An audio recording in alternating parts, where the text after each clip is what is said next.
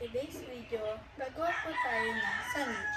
Ang mga ingredients nito ay ang bread, lettuce, cheese, ham, egg, and mayonnaise. So, let's start.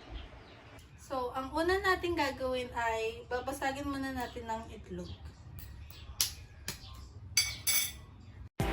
Bago po ako magsimula, naghugas po muna ako ng kamay. So, don't worry.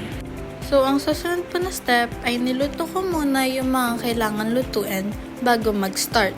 So, makikita nyo po ay inuna ko po muna ang egg.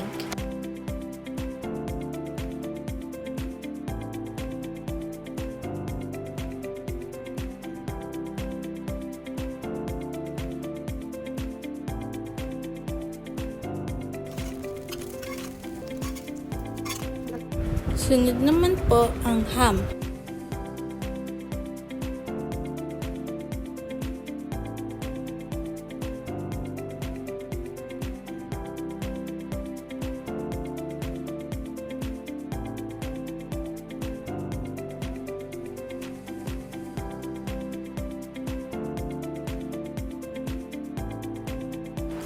Lastly, tinoasted ko lang po ang bread.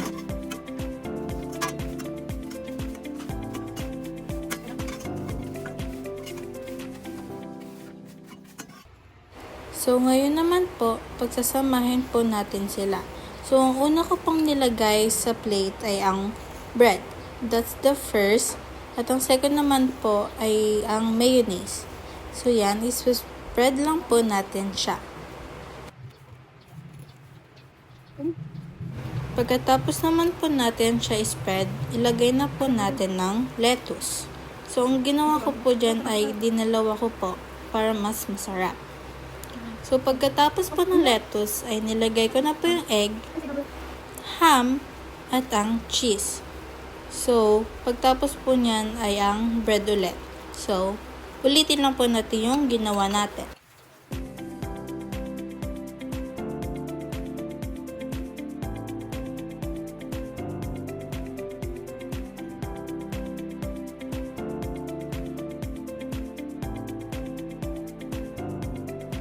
Pagtapos ko po ay nilagyan ko na po siya ng toothpick. Nilagyan po natin siya ng toothpick para magsama-sama at hindi maghiwalay-walay. Pagtapos po nun, hinatin na po natin siya sa 4. Ito na po ang finished product.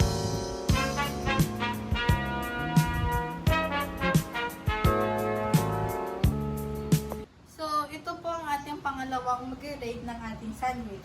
So, kuha ka. Dahan-dahan may tubig.